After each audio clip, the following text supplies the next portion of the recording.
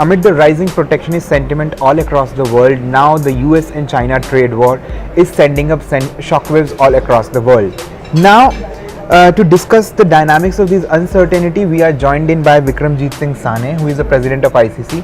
Thanks for joining us. Thank you. Thank you. So my first question to you is, like, seeing the slow downturn in the economy, how do you see how the environment in India is quite conducive towards the business, small enterprises and the industries?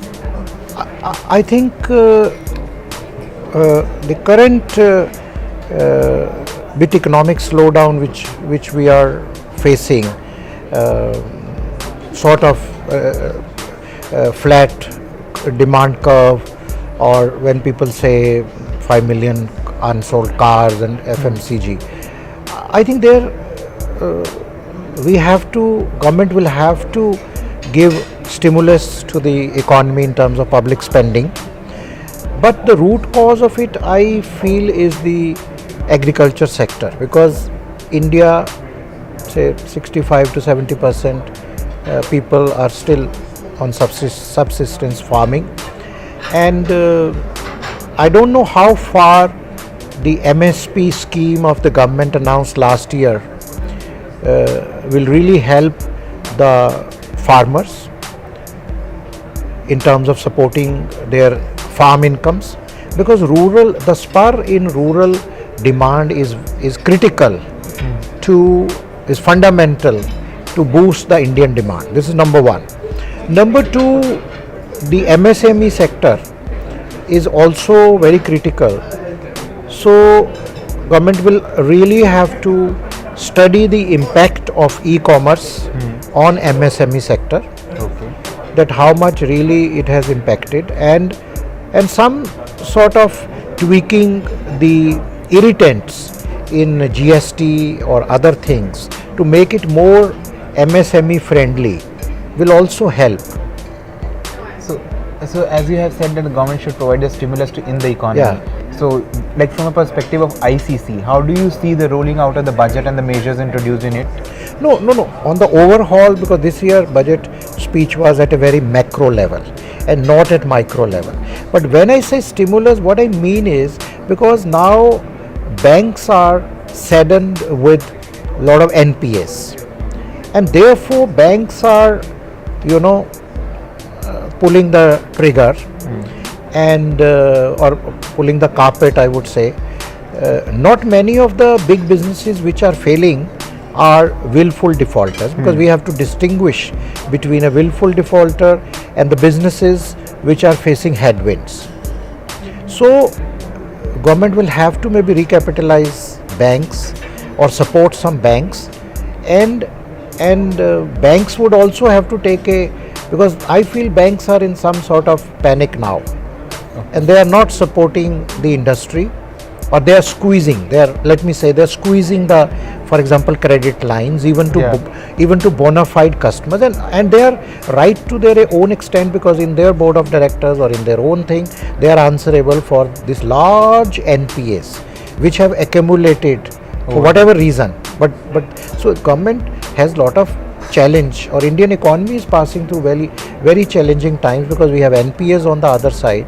So it's a chicken and egg story. So bank says, what should I do when my significant part of my capital is not coming back?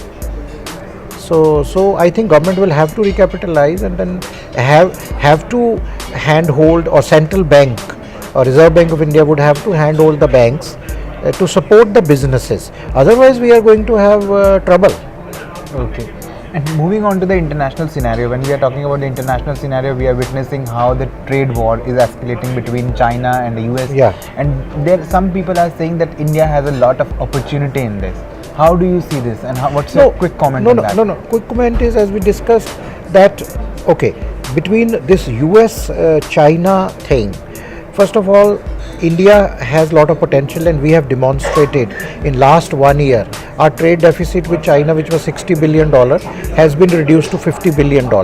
Yes, I admit US have a trade deficit with India over $20 billion.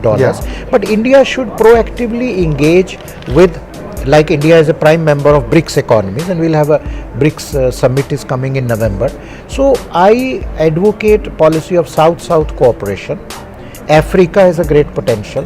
BRICS economies cooperation is a great potential. While we keep on striving hard to correct our balance of trade with giants like China, which are themselves facing a slowdown in the domestic economy. But India need to look to BRICS and Africa and South-South cooperation also. And are you pretty convinced with the fact that if the government will not deal with this opportunity and will squander this opportunity, then how this opportunity, like how we are going to make maximum benefit out of this situation? Which opportunity? Like the trade war is going between US and China, and like there are. So I think again it comes because our domestic industry has to be strengthened. Our domestic industry has to be made more competitive, and again it comes back that we require support of financial institutions. Of course, industry has to also come to the play. I'm not saying it has to be a public-private partnership. But today our industry is saddled with large inventories, and agriculture sector is also brimming under debt. And do you think that the crisis that NBFCs are reeling under, that is also somewhere aggravating the crisis in this industry? Yeah, but then we have to. It is like NBFCs are in ICU, so we will have to clean the system once for all. It will require a very deep kind of surgical operation. Economic surgical operation. That's what I am aiming. If we have to save the economy, government have to do a deep surgical economic operation. But then we have to support the patient for some time to put him back on the revival path.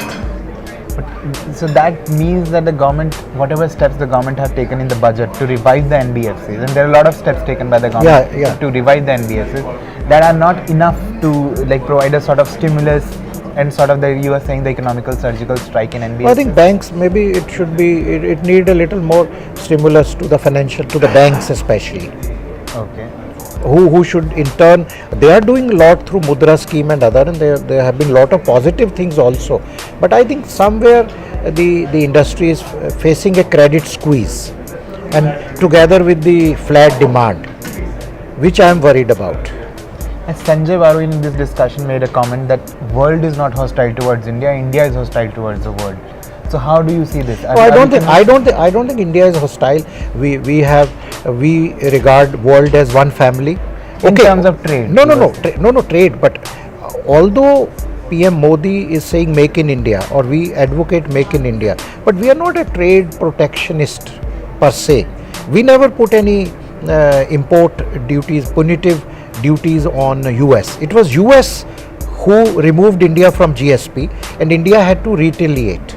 So I don't think India is making any great protective measures. We are doing whatever is required to protect, or let me not say protect, to keep our local industry at the level playing field.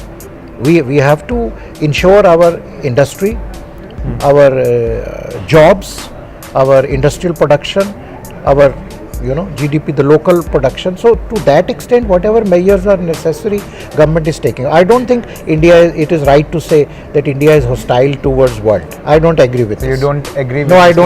No, I don't agree with this statement, this comment. Thank you. He also said that in order to revive this thing, trade, and to make benefit out of it, the country should devalue the rupee. I also said it is a double-edged sword. You saw yesterday only, last 2 days, rupee has been devalued 69 point something, it touched cross 70. We have to see India is largely depending on imports. We are largely depending on oil imports, LNG gas, and so on and so forth. So I don't think it is a good idea. And buyers these days are very, very smart.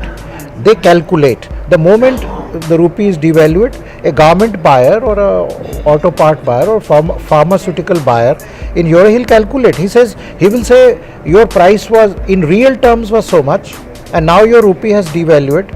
You must give me concession. It is not. He will not allow. Maybe some sort of arbitrage can be made, but these days the information flows. And like China has devalued yesterday, or it got devalued. So like importers from of various products from China like fertilizer already calculated that this much is the benefit to the exporter in China. So I think this devaluing beyond a point will hit India more, because we are not like Taiwan or and we are not export oriented country. And last question is that what are your expectations and how do you, if you would like to sum up the entire economic scenario, slowdown in the global trade tensions, how would you? And I would sum up in one word: paradox of poverty amidst plenty. Thank you. thank you. Thanks for joining us.